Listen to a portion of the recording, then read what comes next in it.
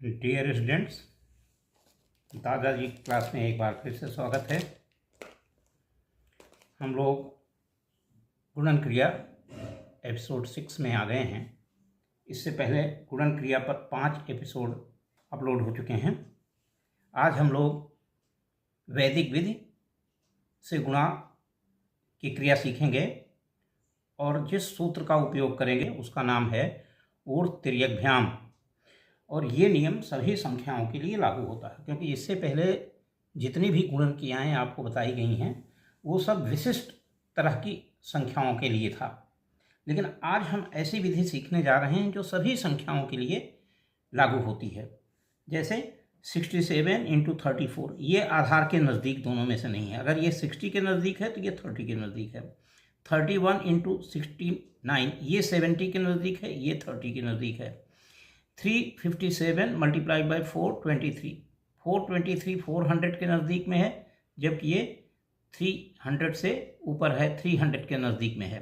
तो ये आधार के नज़दीक नहीं होने के कारण जो हमने आधार वाली विधि बताई थी वैदिक गुणा में, वो लागू नहीं होगा। तो यहाँ पर ऊर्ध्वतिर्यकभ्याम नियम जो है लागू होगा।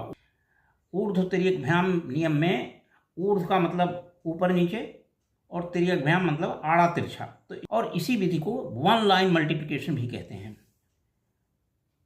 तो हम लोग इसको आगे बढ़ें। आप लोगों सभी से आग्रह है कि चैनल को सब्सक्राइब कर लीजिए। विधि को समझने के लिए वीडियो को पूरा देखना ज़रूरी है, और वीडियो अगर अच्छा लगता है तो उसको लाइक और शेयर ज़रूर कीजिएगा। तो चलिए स्टार्ट करते हैं और हम देखते हैं कि ऊर्ध्वतिर्यकभ्याम नियम का इस्तेमाल कैसे करते हैं।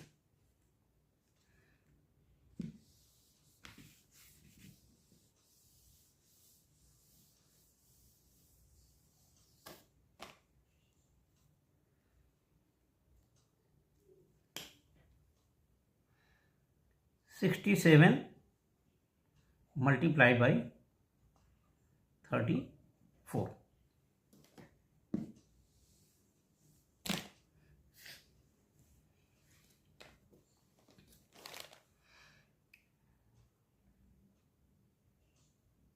इलेवन का स्क्वायर होता है 121 और 111 का स्क्वायर होता है 12321। जितने नंबर हैं इसमें, जितने डिजिट्स हैं वहाँ तक जाएगा, फिर कम होने लगता है। इसमें 2 डिजिट है, 2 गया, 1 2 हुआ, फिर कम हो गया। इसमें 3 डिजिट है तो 3 तक हुआ, 1 2 3 2 1। ऐसे ही अगर ये 4 1 हों और इनका स्क्वायर लिखना हो तो बहुत सिंपल है, 1 2 3 4 3 2 1 ये होगा। और इस गुणन क्रिया में यही 11 के स्क्वायर का, 111 के स्क्वायर का, 1111 के स्क्वायर का इस्तेमाल होता है। इस 1 का मतलब है ऊपर नीचे गुणा। 1 का मतलब है ऊपर नीचे गुणा, और 2 का मतलब है क्रॉस गुणा। तो इसको हम करते हैं। चलिए, क्या है 1 2 1, तो पहले यहां 1 लिखेंगे, 2 1। तो ये लिखेंगे नहीं, ये समझने के लिए लिखा हुआ है। 1 का मतलब पहले आपको सीधा सीधा गुणा करना है। तो 7 4 जा 28, 7 4 जा 28। एक ही अंक लिखेंगे, 2 कैरीड ओवर हो जाएगा। अब इसके बगल में 2 आना है। यहाँ 2 क्या चीज है? आड़ा तिरछा गुणा, यानी इसका इसमें गुणा, इसका इसमें गुणा। 6 का 4 में गुणा, 3 का 7 में गुणा। तो 6 चौक 24 और 3 सता 7 त्रिक 21। और ये 2 कैरीड ओवर था, इसको भी ध्यान में रखना है। और इन दोनों को जोड़ेंगे, 4 2 6 1 7 और 2 2 4। तो एक अंक लिखेंगे यहाँ पर, और 4 हो गया कैरीड ओवर, 4 हो गया कैरीड ओवर। फिर इसके बगल में यहाँ 1 है, तो 1 का मतलब सीधा सीधा गुणा, 6 त्रिक 18 हुआ। 18 न लिख करके हम 8 4 12 22 लिखेंगे। अब एंड में कुछ नहीं है, इसलिए 22 पूरा का पूरा लिख दिया जाएगा। और इसका जो आंसर हुआ ये हुआ 2278। इसको वन लाइन मल्टीप्लिकेशन में कहते हैं, क्योंकि आपने जो गुणा किया ये एक लाइन में किया। देखिए ये अभी ऐसा लग रहा है कि ये लंबा है, लेकिन ये बहुत शॉर्ट होता है। थोड़े से अभ्यास के बाद आप इसमें पारंगत हो जाएंगे। चलिए एक और देखते हैं।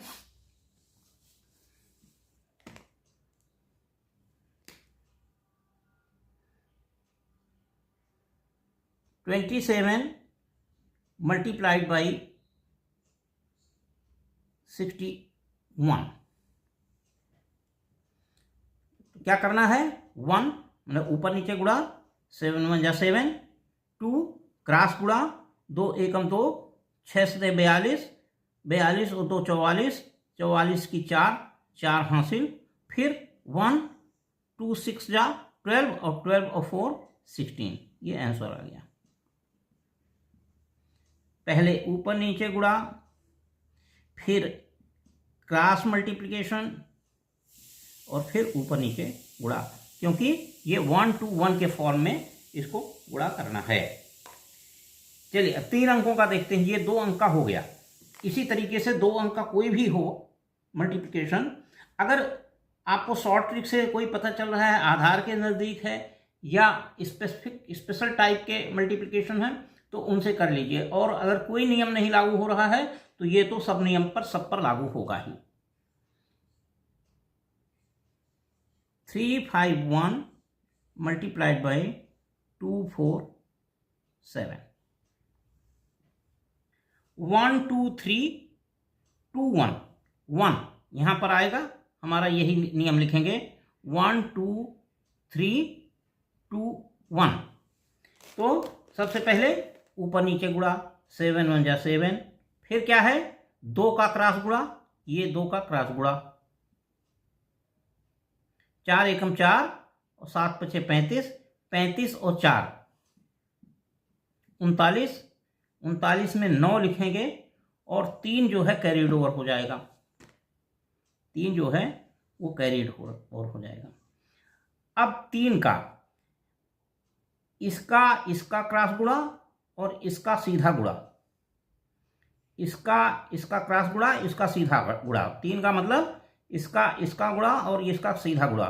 तो 7 त्रिक 21, 2 एकम 2 और 5 चौक 20।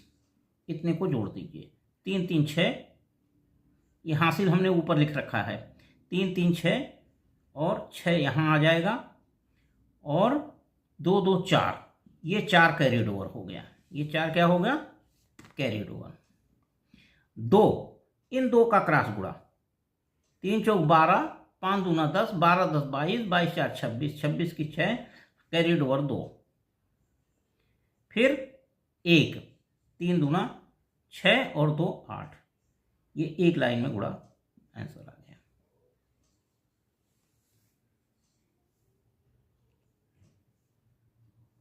एक और सवाल किया जाए। चलिए एक और करते हैं।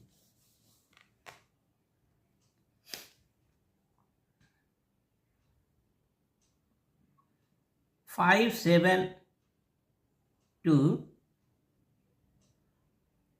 3 6 4। कोई भी नंबर ले लीजिए, ये हमने रैंडम नंबर लिया है। तो क्या नियम है, 1 2 3 2 1। 1 का मतलब पहले ऊपर नीचे गुणा, 4 दूना 8, कोई कैरीड ओवर नहीं हुआ। 2 का मतलब क्रॉस गुणा, ये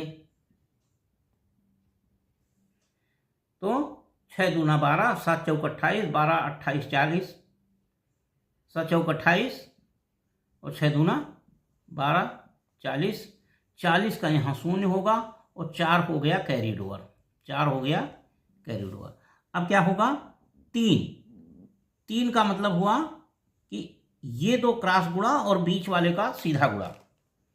5 चौक 20, इसके नीचे लिख दिया। 3 दूना 6, इसके नीचे लिख दिया और 6 सते 42। और इनको सबको जोड़ दिया। 6 4 10 2 12, 6 4 10 2 12 हासिल 1, 4 2 6 1 7। तो यहाँ नीचे 2 लिखेंगे और 7 जो है वो कैरिड ओवर हो गया। 7 क्या हुआ? Carried over. अब आया 2, 2 का मतलब ये 2 का गुणा, 6 पंचे 30 और 7 तिरिक 21, 30 और 21 इनको जोड़ दिया। 7 1 8, 3 2 5, 8 लिखा और 5 हो गया कैरिड ओवर। 1 5 3 15 और 5 20, ये आंसर हो गया। 4 दूना 8 लिख दिया, 7 चौक 28, 6 दूना 12, 12 28 40, 40 की शून्य हासिल 4, 4 पंचे 20, 20 4 24, 3 दूना 6, 24 6 30, 7 पंचे 35, 35 और ऐसे जोड़ा 40, 40 में ये 4 कैरिड ओवर हुआ, 5 चौक 20, 3 दूना 6 और 6 सते 42, 6 2 8 4, 12 की 2 हासिल 1, 4 2 6 1 7, 7 कैरिड ओवर होगा। और उसके बाद हम 2 का करेंगे, 6 पंचे 30 और 7 तिरिक 21, 30 21, 30 21 51, 51 7 58 की 8 हासिल 5, 5 3 15 5 20, ये आंसर हो गया। तो ये विधि इतनी ही है, लेकिन इसमें जो है प्रैक्टिस की बहुत आवश्यकता होगी। अगर प्रैक्टिस नहीं होगा तो नहीं होगा। और ये बहुत शॉर्ट गुणा है, एक लाइन में हो जाता है। आज इतना ही। वीडियो को लाइक कीजिए, अपने मित्रों के साथ शेयर कीजिए। Thank you.